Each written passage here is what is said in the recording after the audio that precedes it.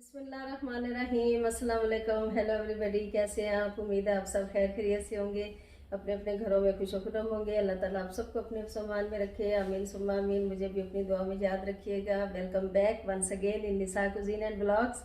और आज का ब्लॉग बहुत अच्छा होने जा रहा है। और सबसे पहले thank you so very much, आपने मेरे चैनल को सब्सक्राइब किया, लाइक किया और शेयर भी करते हैं। और जिन्होंने अभी तक नहीं किया, kindly like subscribe and share. और इसके अलावा जो है आज का व्लॉग मैं आपसे बता रही थी आपको कि बहुत ही एक यूनिक सा व्लॉग आपको लगेगा, बहुत अच्छा होने जा रहा है, बहुत मज़े का होने जा रहा है। एंड तक देखिएगा, होपफुली आपको बहुत ही अच्छा लगेगा। क्योंकि बर्थडे व्लॉग जो होते हैं, हमेशा से जब किसी के देखती हूँ दूसरों के, तो मुझे हमेशा से अट्रैक्ट ज़्यादा कौन से व्लॉग्स करते हैं, बर्थडे व्लॉग्स होते हैं। क्योंकि उसमें बहुत सारी सेलिब्रेशंस दिखाई होती हैं, तैयारियाँ दिखाई होती हैं। फिर वो जो केक कट करते वक्त होता है हल्ला गुल्ला, जो डेकोरेशंस होती हैं, वो हमेशा मुझे होपफुली आप भी इंजॉय करते होंगे। तो आज मेरे बच्चों में से तो किसी की बर्थडे नहीं है, ना ही मेरी है। तो गैस करें किसकी है? बिल्कुल दामाद भी बिल्कुल बच्चों जैसे और बेटों जैसे होते हैं, बेटे ही होते हैं।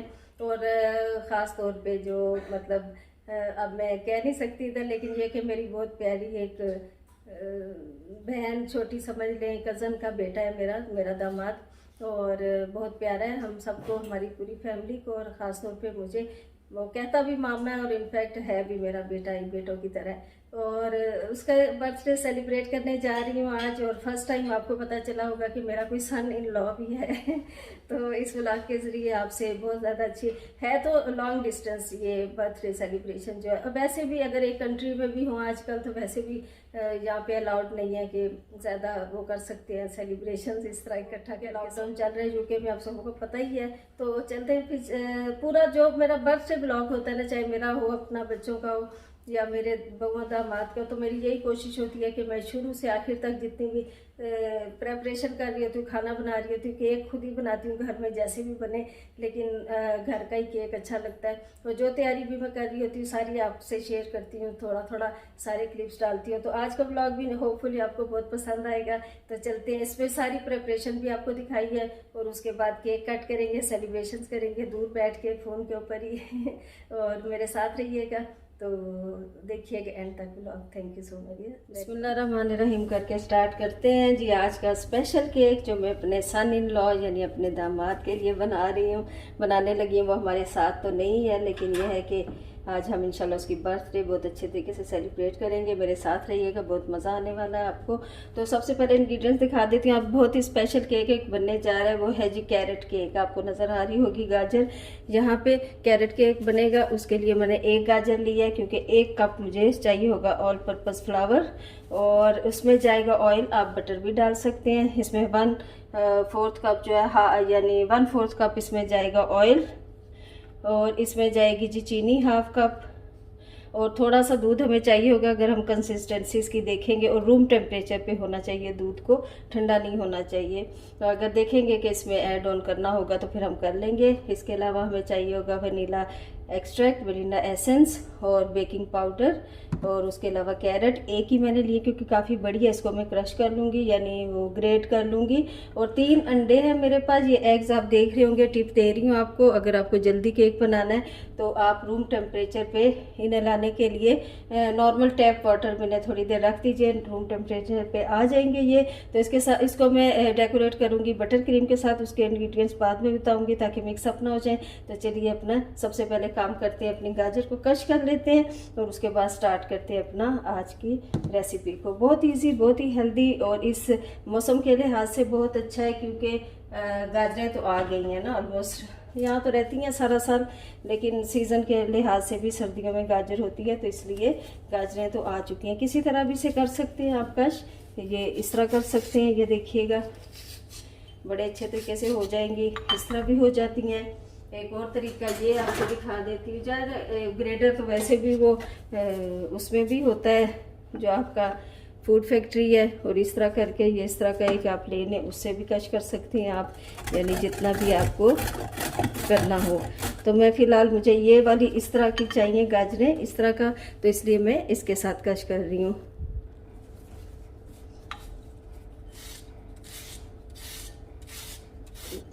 ये देखिए माशाल्लाह से, किसी तरह भी कर सकते हैं इनको। तो चलिए भी केक की तैयारी शुरू करते हैं।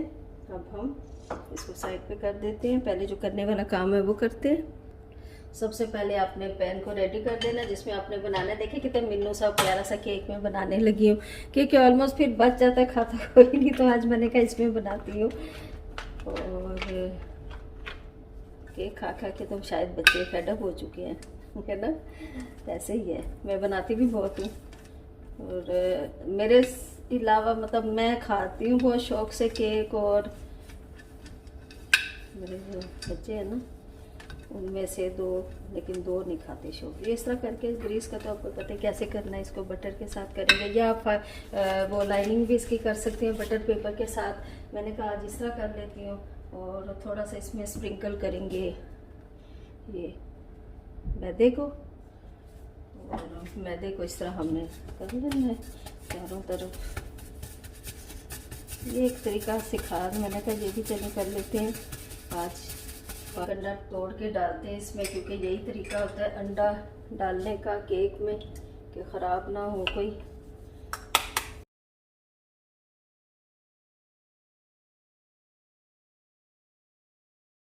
डालते हैं चीनी। मैं एक डालने के बजाय एक ही में डाल के, सॉरी भूल गई, खुद भूल गई हूँ आपको बताते बताते। केक अंडा डालने के बजाय तीनों उसमें डाले, तीनों इसी में डाल देती मैं। चले, होता है कभी कभी ऐसे भी ब्लेंडर हम। चलिए जी, उनको उस वक्त तक फेंटना है ना जब तक ये क्रीमी से ना हो जाए।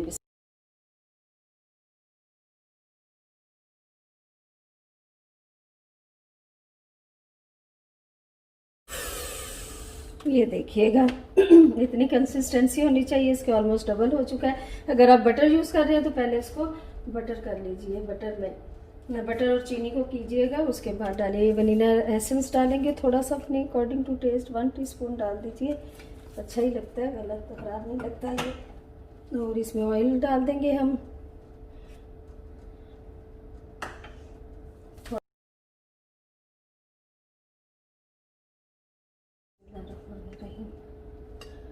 और इसमें मैं 1 टीस्पून डालूँगी, 1 टीस्पून भर के बेकिंग पाउडर। बेकिंग सोडा अगर आप चाहें डालें, इसमें पहले से एडिड है इस मैदे में, इसलिए मैं नहीं डाल रही। तो इसको छान लीजिए, ये करना बहुत ज़रूरी होता है अच्छे केक बनाने के लिए। इस प्रोसेस को करना बेहद ज़रूरी है। और थोड़ी सी एफर्ट लगती है, एक आध बर्तन आपका गंदा होगा उसमें। मैं इसलिए कर रही कि उसको टच कर रही थी ना, ये छन्नी जो है। सर्व कर देते हैं। ये गाजरें सारी की सारी ऐड कर देंगे, 1 कप है ऑलमोस्ट। और इसको स्पैचुला की मदद से पहले हम करेंगे, इसको भी साफ कर लेते हैं स्पैचुला की मदद से। बिस्मिल्लाहिर्रहमानिर्रहीम। ये देखिए कितना मज़ेदार फ्लफी सा ये केक बनेगा, आप सोच नहीं सकते। और कितना हेल्थ पॉइंट ऑफ व्यू से कितना अच्छा है। जो बच्चे गाजरें इस तरह नहीं खाते, इनके कप केक से इस तरह केक बना के दे दीजिए। और ये हो गया इसका। अब इसमें हम डाल देंगे ड्राई इंग्रेडिएंट्स पोर्शन में, 2 पोर्शन में डालूंगी। बिस्मिल्लाहिर्रहमानिर्रहीम। ऐसे कट करके जो मैंने तरीका बताया। अगर दूध की ज़रूरत होगी तो हम थोड़ा डालेंगे, अगर कंसिस्टेंसी इसकी सही हुई तो फिर हम नहीं डालेंगे। और अगर आपका ये बैटर बच जाता है, आपका पैन जैसे कि मेरा है छोटा, तो उसके अलावा आप क्या कर सकते हैं, उसके अलावा आप कर सकते हैं कि कप केक्स में डाल के उनको भी साथ बना सकते, जितना इसमें डालेगा। वरना मैं बाकी कप केक्स में अगर बच गया उसे बचेगा नहीं। बिस्मिल्लाहिर्रहमानिर्रहीम।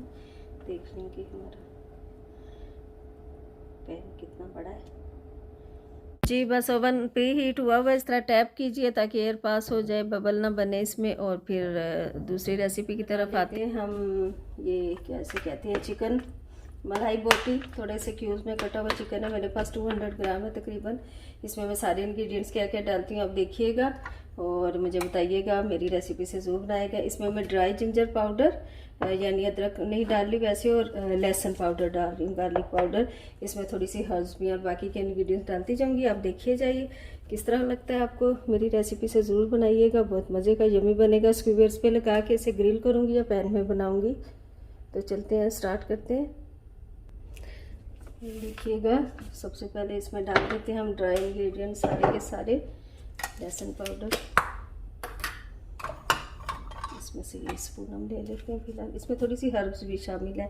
लहसुन पाउडर बहुत ज़्यादा ना डालिएगा क्योंकि आम लहसुन से तेज़ होता है, जो फ्रेश कुटा हुआ होता है उससे ज़रा इसका फिर बना होगा, कड़वापन आ जाए इसमें। आप दूसरा भी डाल सकते हैं, कोई हार्ड एंड फास्ट रूल नहीं है कि मैं कहूँ कि आपने यही डालना है सिर्फ, नहीं जी, आप दूसरा भी डाल सकते हैं। जिंजर पाउडर भी बहुत कम डालना है, इनफैक्ट बहुत तेज़ होता है। जो ड्राई जो होके होता है ना इनका, तो ये बहुत तेज़ होते हैं, मैंने नोटिस किया है ये मसाले।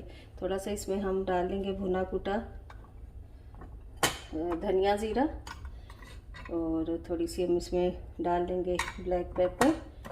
आप चाहें तो कोई चीज़ इसमें से स्किप या ऐड ऑन बाकी कर सकें, वैसे मैं तो सारी ही डाल रही हूँ। ये देखिएगा, इसमें हम डालेंगे कुटी हुई लाल मिर्च और थोड़ी सी पाउडर मिर्च भी डाल देंगे कलर के लिए, और उसमें जाएगा थोड़ा सा साबुत ज़ीरा भी डाल देंगे वैसे ही खुशबू के लिए। वैसे तो भुना कुटा डाला है, और ज़रा सी इसमें हल्दी डाल दूँगी मैं, पिंच हल्दी। ये देखिएगा, ज़्यादा नहीं, बस। देखिएगा कितनी जल्दी बनता है ये, किसी भी तरह आप मटन से भी बना सकते हैं। ये देखिएगा, मैंने इसके अकॉर्डिंग जो है 200 ग्राम में, ज़्यादा नहीं है मेरे पास चिकन, तो इसी से बनाऊंगी आज, दिखाऊंगी, आपसे शेयर करूंगी। बहुत दफ़ा पहले ये कसूरी मेथी हर चीज़ में मेरी आदत है डालने की, आप चाहें तो दूसरे हर्ब्स भी डाल सकते हैं। एक और चीज़ सीक्रेट इंग्रेडिएंट मेरा जो है, वो शायद आप कम ही लोग डालते हो या कोई डालते भी हो, अजवाइन है। ये एक टेस्ट बहुत अच्छा देती है, और एक इसकी अफादियत हमारे मैदे के लिए बहुत ज़्यादा है। और ये देखिएगा, इसमें डालेंगे लेमन जूस, स्क्वीज़ किया हुआ है पहले से। इसमें हम डालेंगे योगर्ट, 1 चम्मच 2 टेबल स्पून डाल दीजिए, और देखिएगा कि अब इसको मिक्स करके हम मैरिनेशन के लिए छोड़ देंगे जितना भी टाइम है। नहीं भी टाइम है तो आप उसी वक्त भी बना सकते हैं क्योंकि चिकन है। इसी तरह फ़िश भी आप मैरिनेट करके बना सकते हैं, मटन भी बना सकते हैं, बीफ भी बना सकते हैं, जो कुछ चाहे, बहुत मज़े के बनते हैं। ये स्क्वीयर्स पे लगाइए या सीखों पे, या वैसे बना लीजिए, पैन वगैरह में फ्राई कर लें, तो बहुत ही मज़ा। जितना मैरिनेट रहेंगे उतने अच्छे इसमें सारे जूसेस चले जाएंगे ना, सारे इंग्रेडिएंट्स। आखिर में इसमें चाट मसाला छिड़क दीजिए या खटाई पाउडर, जो भी आपको पसंद है। तो जाते हैं फ्रॉस्टिंग की तरफ, और बटर फ्रॉस्टिंग बनाऊंगी, बहुत ही मज़ेदार बनती है ये। देखिएगा, ये मैंने क्यों इस तरह का नज़र आ रहा है आपको, एक टिप दे रही हूँ कि बाउल को भी आपने जिस प्याले में आपने करना है, बीट करना है, बटर क्रीम बनानी है, उसको भी आपने थोड़ी देर रेफ्रिजरेटर में रख देना ताकि ठंडा हो। और उसके अंदर आप डालेंगे 100 ग्राम बटर, जितनी भी आपने बनानी है उसके अकॉर्डिंगली आप देख लीजिएगा। सबसे पहले इसे बीट कर लेते हैं, बिस्मिल्लाहिर्रहमानिर्रहीम।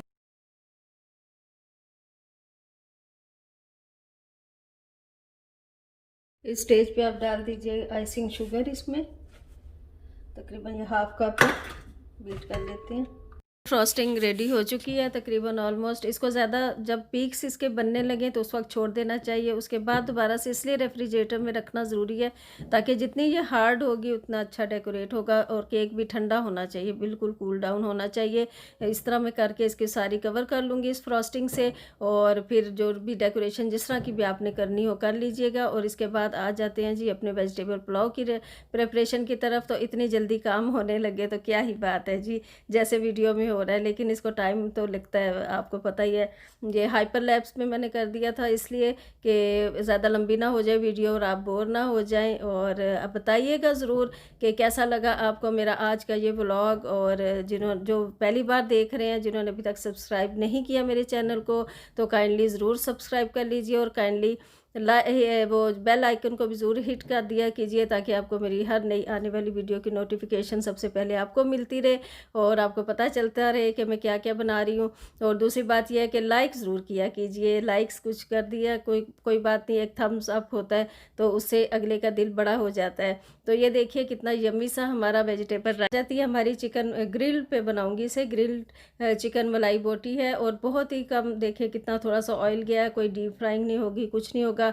अवन में भी बन सकता है, लेकिन मैंने कहा चलें आज ग्रिल पे बनाती हूँ। स्क्वेयर्स पे लगा के, स्क्वेयर्स को मैंने पहले से पानी में भिगो के रखा था। ये एक टिप है आपके लिए, फिर इजीली उस पे ये जो है हम कर लेते हैं इस तरह अरेंज इनको बोटियों को स्टिक्स पे, और वो अच्छी तरह से उसमें उतारना भी आसान होता है उससे। तो देखिए कितना नाइस कलर आया प्यारा सा। और एक और जो बहुत ही रिफ़्रेशिंग सैलड, और आपको पता है सैलड तो हर खाने की जान होती है। चटनी वगैरह थी हमारे पास अलग से बनी हुई पड़ी थी, तो मैंने कहा हेल्दी सा एक रिफ़्रेशिंग सा सैलड बना लेती हूँ, जिसमें खीरे भी हैं, टमाटोज़ भी हैं, जिसमें लेट्स आइसबर्ग भी है और प्याज भी है, सब कुछ है इसमें। तो बहुत हेल्दी एक सैलड रेडी हो गया, और बहुत यमी सा मील जो लंच है हमारा, और सिंपल लेकिन बहुत ही यमी रेडी हो गया।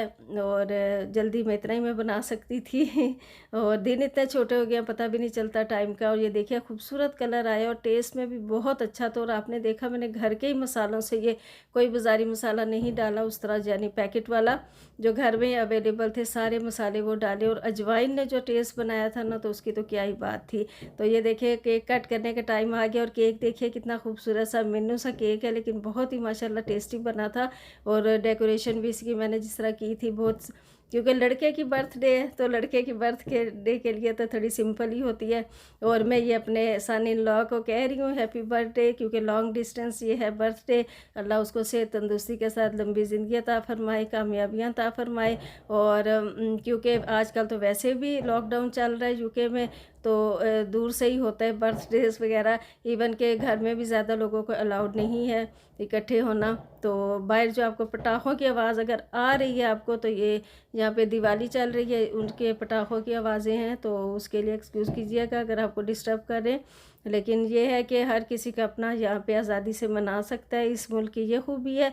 और ये आखिर में मैं आपको अपने सन इन लॉ के लिए ख़ुद से उसके बिहाफ पे केक कट कर रही हूँ और आपको टेस्ट करके भी दिखाने लगी हूँ कि कैसा बना था। बहुत मज़ेदार बना था माशाल्लाह से, हेल्दी भी बहुत है। कैरेट देखें आजकल हैं सर्दियों में सीज़न में, और बहुत ही मज़ेदार बना था, अच्छा बना था। और ज़रूर लाइक कीजिए, सब्सक्राइब कीजिए, शेयर कीजिए चैनल को, और बेहद शुक्रिया आपका, और दुआ में याद रखिएगा। थैंक यू, टेक केयर, अल्लाह हाफिज़।